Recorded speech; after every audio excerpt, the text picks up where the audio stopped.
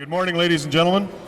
Welcome to today's presentation. I'm Bruce Beliveau, and I'm the chair of the Canadian Naval Memorial Trust, an organization that was stood up a little over 30 years ago to preserve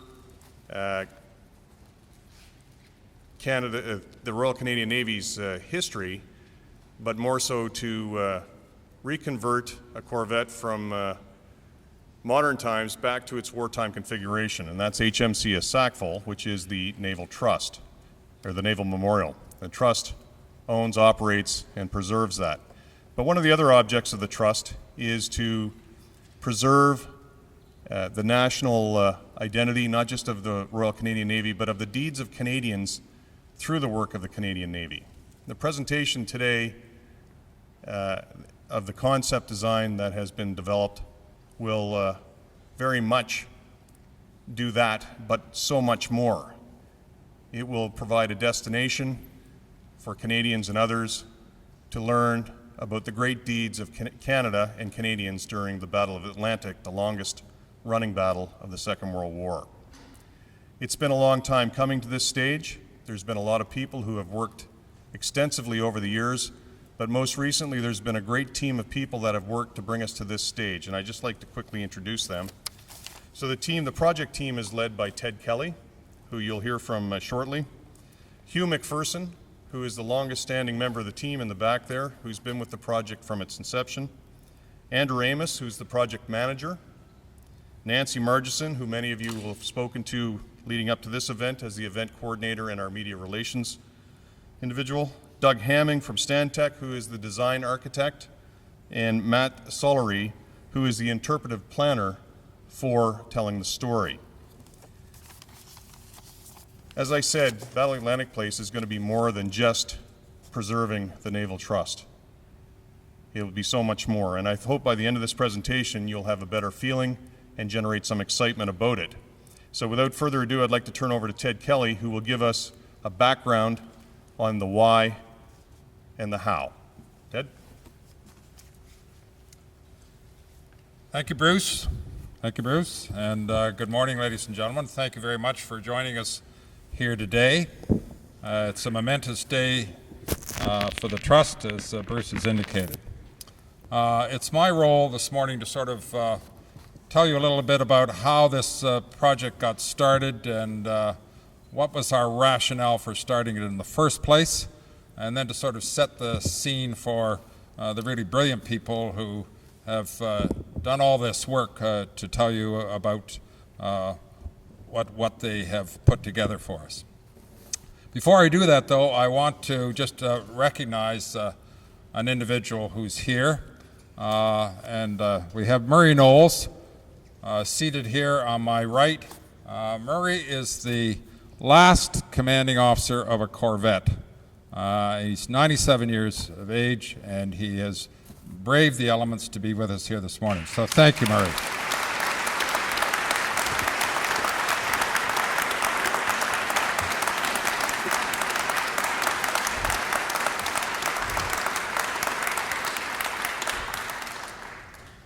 This project was really started about 3.5 years ago when a former chairman, John Jay, many of you will have known John, he kick-started this into existence. And sadly, John's no longer with us. He passed away about a year ago, but I'm sure he's watching, and I'm not sure whether his wife is here this morning, but I just want to welcome her if she is, and to say that I'm sure John is watching, and I hope he's pleased with the way this project has evolved.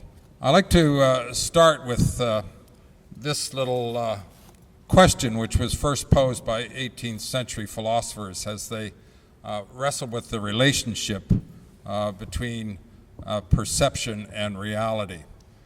You may wonder what it has to do with why we're here this morning, but perhaps if I change the context and rephrase it a little, you can understand its relevance. We as Canadians have not been very good in telling our stories. It's a sad fact that we have allowed ourselves to be overshadowed by the stories and exploits of other nations.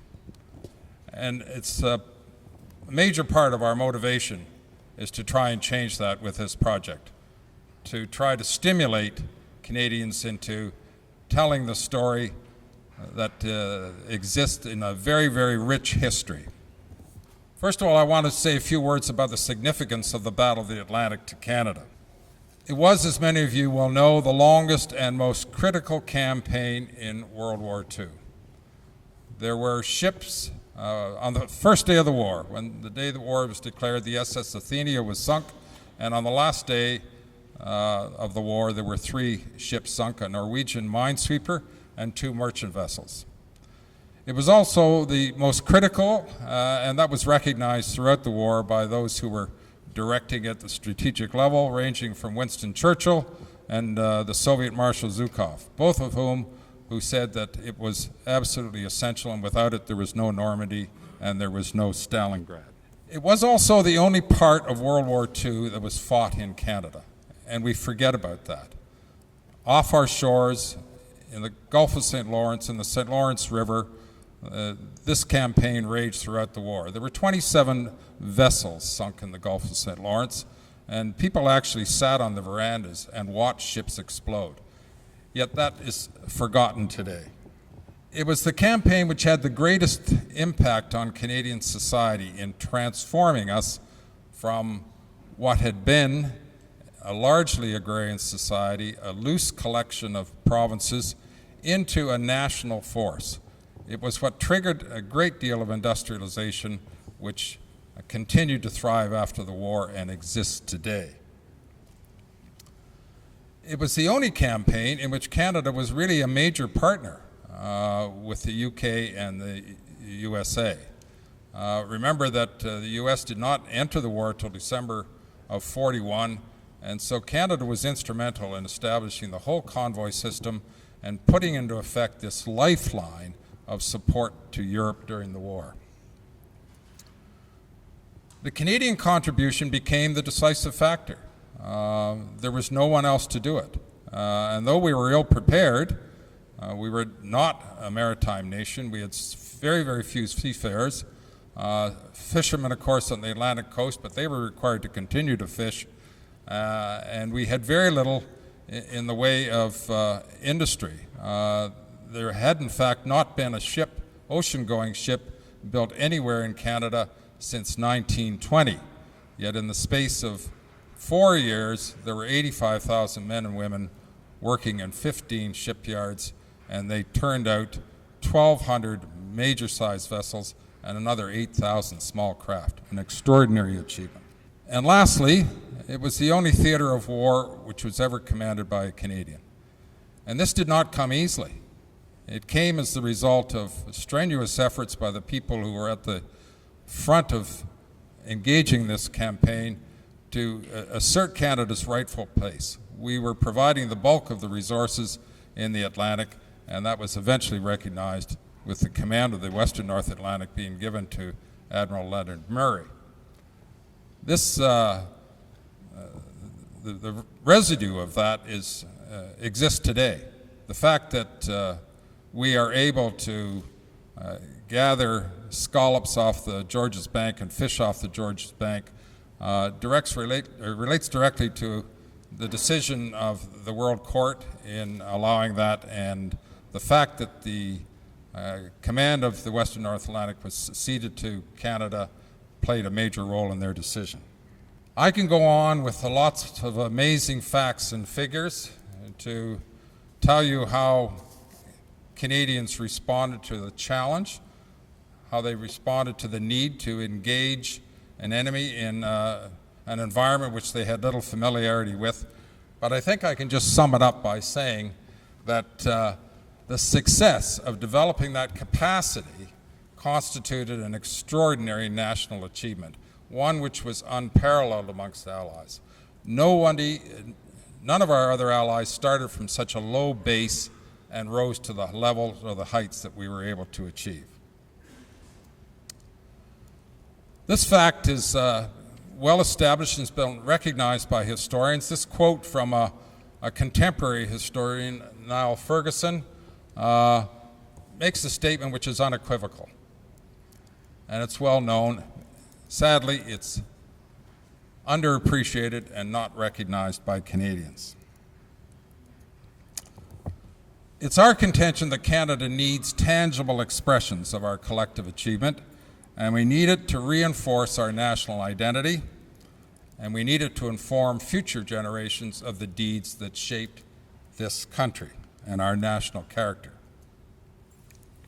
I have a little video here, which I will play, and that'll expand a little bit on what I have said and introduce you to some extent to what will come by Matt Solari and Doug Hamming, who will follow. In the early 1980s, when a group of people came together with the knowledge that what was the last Corvette in the world was about to be sold off to scrap, they recognized that this ship was a unique, iconic artifact of a very important time in Canada's history and that it had to be saved.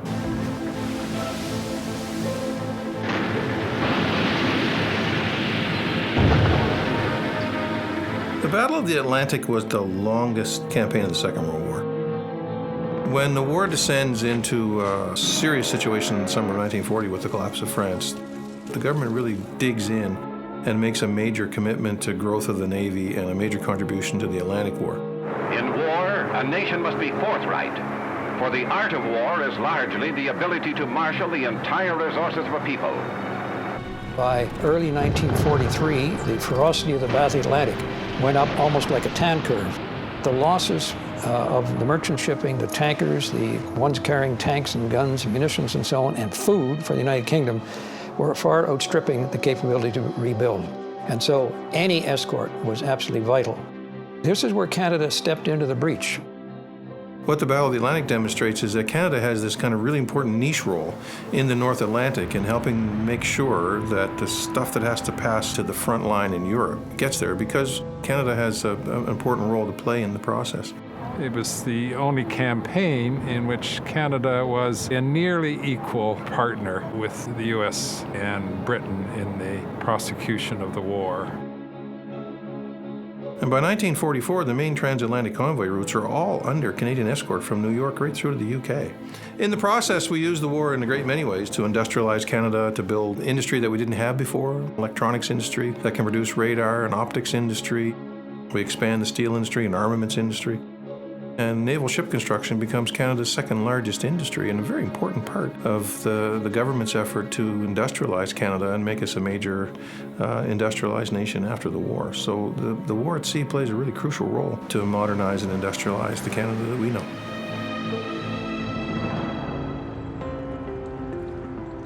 In the Canadian role in the Battle of the Atlantic, the most numerous of the small warships that were escort ships was the Corvette.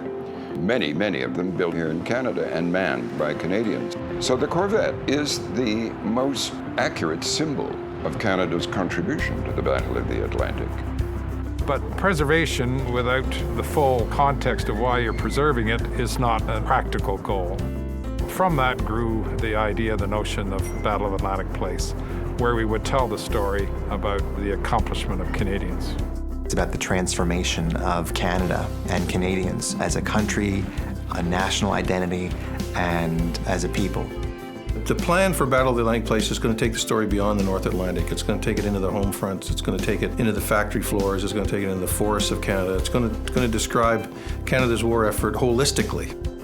The stories of courage, of resilience, of ingenuity, of daring, of people rising to the challenge. And it embodies those stories, that great legacy, in particular spaces within the building to commemorate a broad aspect of the story of the Battle of the Atlantic, including the Air Force and the Merchant Navy, and the Navy, of course. We're also looking for ways to enhance that story. The ship's gallery, for example, we're thinking about how light comes into that space to experience that vessel in a way that it has not been experienced before.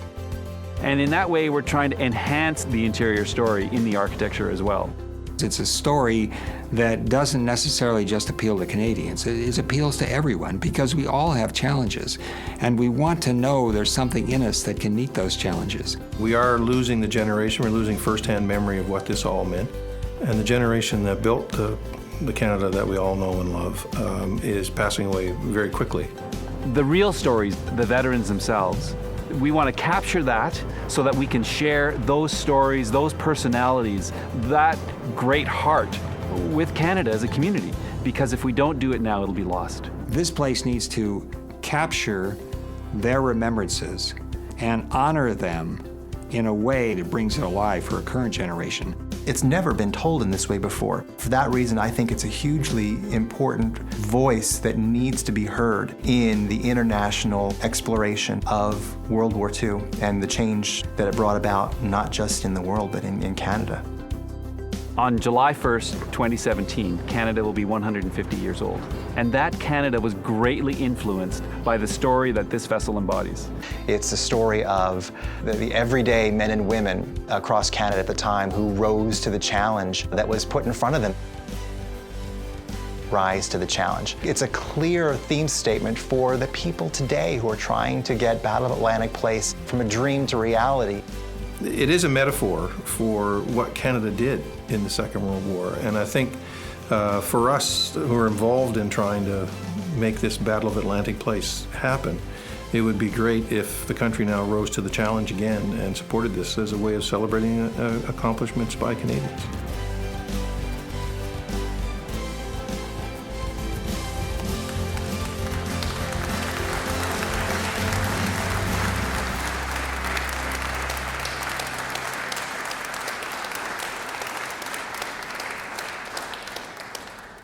Thank you. That should give you some sense of what it is we're about here and why it's important, we believe, to Canada. I want to say that this story is not about the Navy. It's not a naval story. It's not a story about the Air Force. It's not a story about the industrial success that Canada achieved. It's really a story about ordinary Canadians achieving extraordinary things. Battle of Atlantic Place is our tangible expression, the tangible expression of Canadian achievement, which we hope will help to negate the need for that question ever being asked, did they really happen? We have an opportunity here, as Matt mentioned in the video, to tell the story in a way it hasn't been told before. This opportunity will allow us not only to educate, but to allow people to go on a journey to get the feel for having been in a different time and a different space. It will not be a museum. What it will be, I'm going to ask Matt Solari to tell you all about. Matt. Thank you, Ted. So yeah, my name is Matt Solari, and I'm from BRC Imagination Arts, and we are storytellers. We've been telling stories around the world for over 30 years. Big, important stories that define people, define countries, stories that bind us together. And I have to say that we didn't seek this out, it sort of found us. And there are almost no stories more important to be told than this story, the Battle of Atlantic, not just for its awesome storytelling potential, but really what it means to be Canadian and the transformation that took place before and after the war. It's an incredible opportunity that as storytellers, we seek these opportunities as a way to create a positive influence in the world and to change lives for the better. So this has been a wonderful and exciting opportunity. So what does this mean that it's not a museum? What is it going to be? Well, as Ted says, this is an experience center. What we'll do is we'll invite guests. We'll invite you to do more than just learn about the Battle of the Atlantic. We'll offer opportunities for a journey, a visceral experience to experience what these people went through at that time, the incredible national effort that it took, the self-sacrifice, and put you in the center of the experience. Its ultimate goal is to immerse guests in the authentic stories of Canadians in the Battle of the Atlantic. So let me describe a little bit what an experience center, what are the components of it? Well, there are 4 really important components. The first is, it's not just about facts. It is a combination of authentic, 100% scholarship, rooted with theatricality, showmanship, not real flashy, in-your-face stuff, but a showmanship that really supports and immerses you in the story, puts you there. And it's that artful combination of theatricality and authenticity that will really put this experience head and shoulders above, I think, anything else, not just in Canada, but very few projects around the world. It is an experience that puts you in the middle of the story. You're on the same journey as the people who are telling the stories in this place. It is as much about you as it is about the people who experience the story firsthand. And in this way, we create an emotional connection. And that's really at the core of what this is all about. If you can walk through this place and you can feel something, then that opens up the possibility, the doorway for lifelong learning or lifelong interest in the subject. And in so doing, we can transform people. And this transformation may be big or small, but our goal is to transform the way people think about themselves, the way they think about their heritage as Canadians, and the way they think about Canada in general. It's a pretty incredible task, but that's what an experience center is designed to do. And this approach supports the project in 3 very important ways. First is absolutely education. This is a story that is mostly unknown, not just in Canada, but around the world, and it's time that that changes. It is meant to inspire people about the heritage and the legacy of what was achieved during that incredible time, and possibly in inspiring them, open up in their minds the possibility of what they can achieve today. They stand on the shoulders of Canadians just like them who did incredible things, and that's part of their heritage. And also gain recognition. It is time that this story be told. It is time that Canadians know this story, and it is time that, as Ted said, that we tell this story from the Canadian perspective, and it gets its recognition in the international community as the vital effort that it played during World War II. So supporting all of this is a technology strategy that's fairly interesting. And that approach is pretty simple. Technology is invisible. We're not going to dazzle you with the latest touchscreens or the latest whiz-bang anything. That's not what this is about. The technology really here is behind the scenes, supporting the dramatization of the stories and involving you in them. So technology really is it's a supporting character. But this place will come alive using theatrical technology, borrowing the best from Broadway and film and anything that's going to really draw you into the story. One of the things we can do with this is provide customizable experiences. For example, you can adopt a virtual guide, and this could be someone who actually served during the Battle of the Atlantic who will accompany you through the experience and tell you about firsthand what they experienced. And at the end, you will find out the fate of your virtual guide. Were they rescued? Were they lost at sea? Were they fortunate enough to grow old, raise a family, and live a long, productive life? And this is the way we can cement that emotional connection. So where does our story begin? The story begins before you arrive. One of the ideas is across Canada, memorial markers in the cities and towns that were named, whose names were used on the ships that were used in the Battle of the Atlantic. And these memorial markers in over 300 cities across the country will be equipped with QR codes that people can scan and find out about the ship and why it was named after that town, and to entice you to come to the Battle of the Atlantic. So it's a real attempt to involve the entire country and all the provinces even before you walk through the doors. But once you arrive, there's a series of carefully planned experiences that you will walk through that bring you into the story. The first thing you experience is the world before the war, storm clouds gathering. And these are the events that lead up to the brink of war across the world, but more importantly, what was Canada like before the war began? And that really starts to highlight the incredible transformation that happens in the years ahead. So as these storm clouds gather, you're then thrust into the middle of the war. We have this incredible immersive space called Canada at War, and you're completely surrounded by immersive media that transports you in the middle of the Atlantic or in the middle of a battle. Or at some point you can be surrounded by the faces of the men and women that fought during the Battle of the Atlantic, both on the sea and at the home front.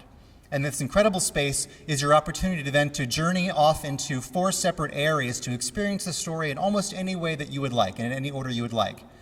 And I'll walk you through a couple of those components really quickly. The first is we have a place called the Atlantic Theater. This is more than just a film. This is a theater filled with effects that immerse you in the grand overarching story of the war and the Battle of the Atlantic. And this really sets the stage for what you're about to experience. And the goal here is it puts you in the center of the story. From there, your next journey could explore life at sea. And this follows your recruits from leaving home through their training, what daily life was like on the sea, the oftentimes mundane tasks that they had to take care of on the ship. But then you're also immersed in these spontaneous battles that would erupt around you. We envision simulated experiences. You're actually on the deck of a Corvette ship during an encounter with German U-boats. It's a pretty frightening experience, and our goal is to really put you there and not just make a proximity of a reasonable facsimile of what it was like, but to really place you in the experience of what it was like at one of those dramatic encounters. Will you survive? And also we'll have opportunities to tell personal stories from firsthand accounts of the men that served on these ships, merchant marines, volunteers, Royal Canadian Navy, Royal Canadian Air Force, from all different perspectives. And then what was life like on the home front? How did people pitch in here? You walk through immersive environments that place you in the home front as people collect scraps and save fat so they can build bombs, and the incredible national effort that took place.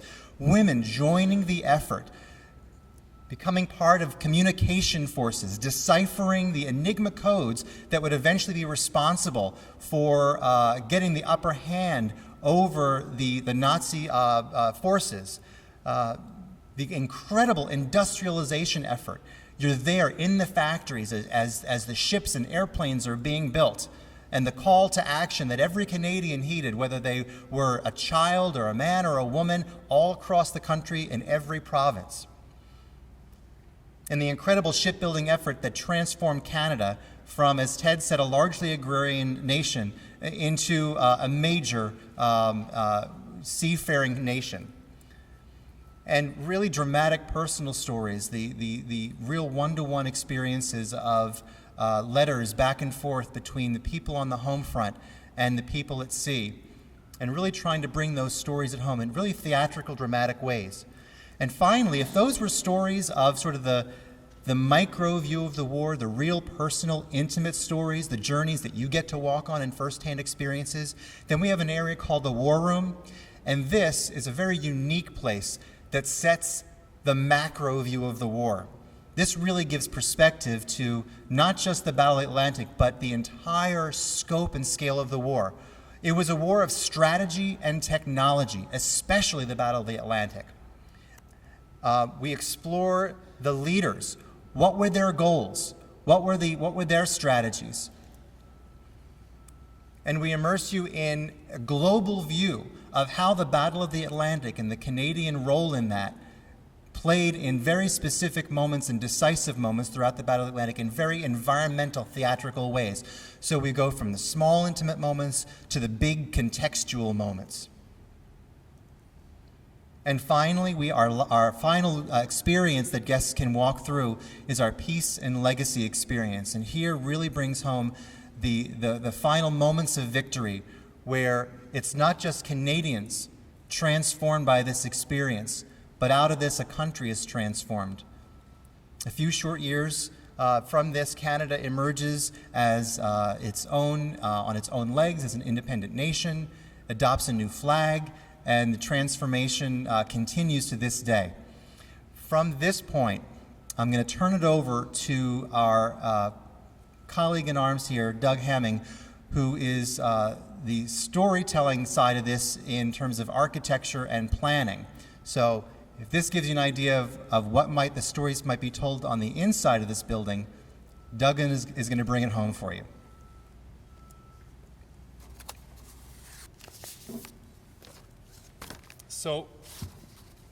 So where do we begin the story of the architecture? And it seems that where we have to begin any story connected with this is with the people. The people that were called and the people that served, the people that rose to the challenge. That's where we began our conversations together. That's where the internal experience came from, and that's where the architecture comes from. So how do we do this? Well, a year ago we asked the Trust to imagine with us a future in which this building exists. A future in which this building tells this great story. So I'm going to ask you the same. I want you to imagine that it's not January of 2014, it's actually summertime. And it's summertime of June 28th. It's 3 days before Canada's birthday in 2017. You've been asked back to this place, and you recall this place because it was the day after a big storm in January. You first saw this project in all its depth, and now you're back, and it is 3.5 years later. You've been asked to lead a tour through what will be the first full-run guest experience through the project. Now, bits and pieces of it have run already, but this is the first time it's actually put together. Scaffolding is down off the sides, there's a bit of painting going on, most of the furniture's unpacked, a little bit in the cafe, still under plastic, but it's all kind of there.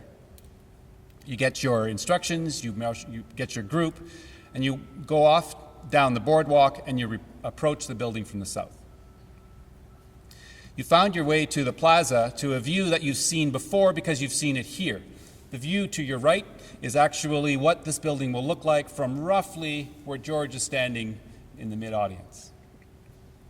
The mast, a significant naval element in any form, is a marker of sails aloft, communications aloft, technology, crow's nests, if you go back far enough. It marks the entrance to this building. It's where things happen, where things are started. Now, you're reminded again right at the entrance that it is about people. And those people in that time all had names. You encounter a sculpture, which is actually a person coming to the wharf, lifting up their kit, putting it on their shoulder, and walking toward a group of strangers who will become their best friends, their comrades, their lifesavers in some respect, and their friends for life, people who are strangers today who will forever change them. Your journey begins in the entrance. And Matt has talked about how the guest experience is actually organized around a central area.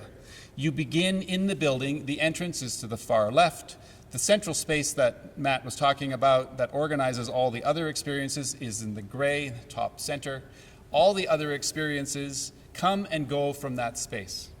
The last of those experiences is the Peace and Legacy Gallery to the far right. Other floors, that was the main floor of the building. Other floors include gallery space, mechanical electrical space, administration space, a restaurant that overlooks the convoy gallery, and then gardens and memorial places up on the roof.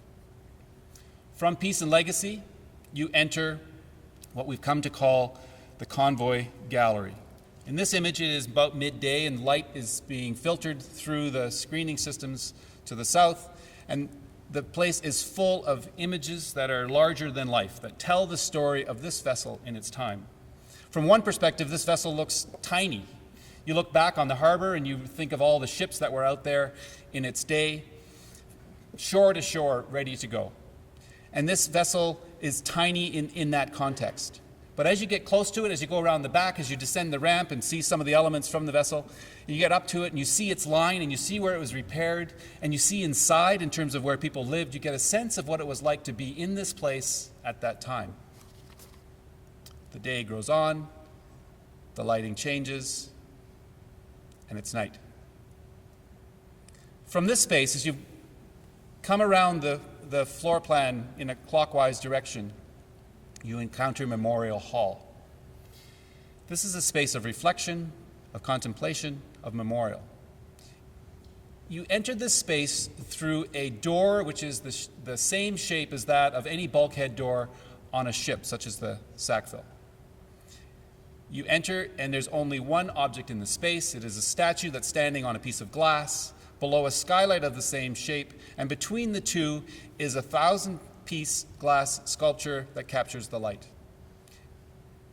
The walls are an assembly of stone and sand, as if this whole space was a core cut through the North Atlantic floor. As you enter the space, you encounter a soundscape. A quiet soundscape at first that you don't really notice, but then as you listen, you realize that it's actually roll being called. Anderson, here. Klusky, yeah. Norman.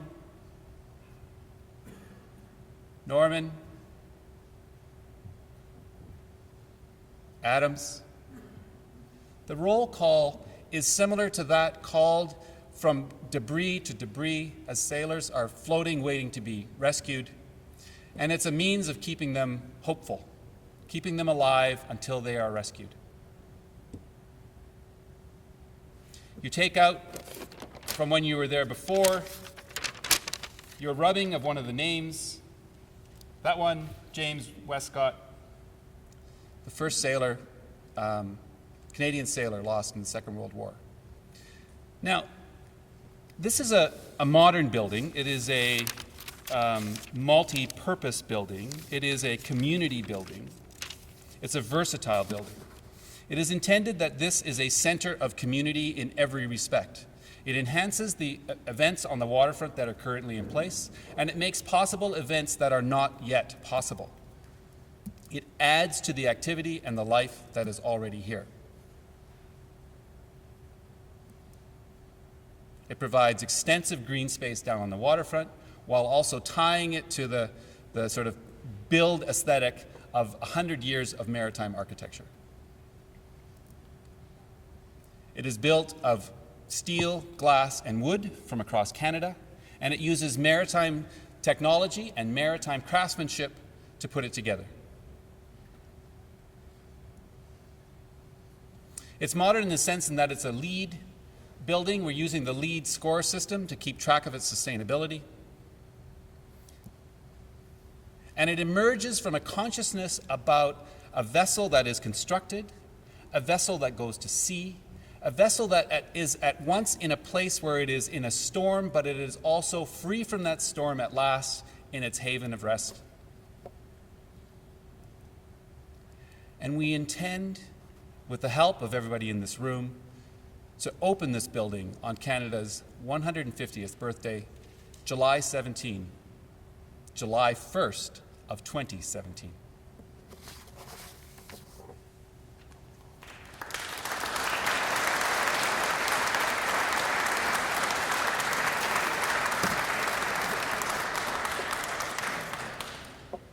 Thank you, Doug. Thank you, Doug. we'd be happy to take any questions which you may have. Yes, ma'am.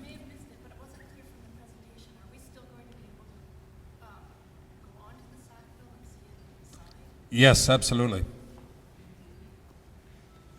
Tell us about cost and fundraising. Cost. Cost is a question that's been on our mind from the outset. And I can tell you that part of this concept design was to do a very rigorous examination of what the cost would be. We employed the services of Marshall Murray, who are the prime cost consultants in the country, and we then verified their figures with a second group. And we have a range that will run from 180 million to 205. We're unable to refine that further until we get an opportunity to do some drilling on the site. How are you going about fundraising? Well, we are just in the process of mounting in a serious way fundraising. To this point in time, we had an idea and a notion. Now we have something that's concrete. We believe that Canadians will want to support an effort that will tell their stories, and that this will draw the support of governments, corporations, and private individuals. That's our expectation and hope. Have you raised any money so far? Well, we certainly raised the money to get us this far, which was not insignificant. So everyone that we've spoken to in any way has been very encouraging and very supportive.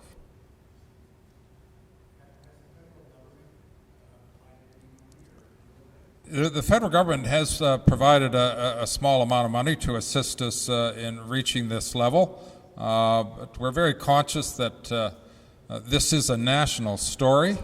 We're approaching the 150th anniversary of Confederation.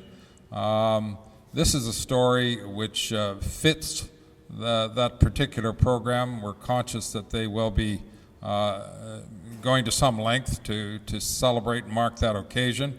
And we think there's no better project across this land which typifies Canadians coming together. You know, if you recall that there are not many occasions when Canadians have come together and become something more than the collection of their provincial parts. And this is certainly one, and we think it's deserving of consideration for that event.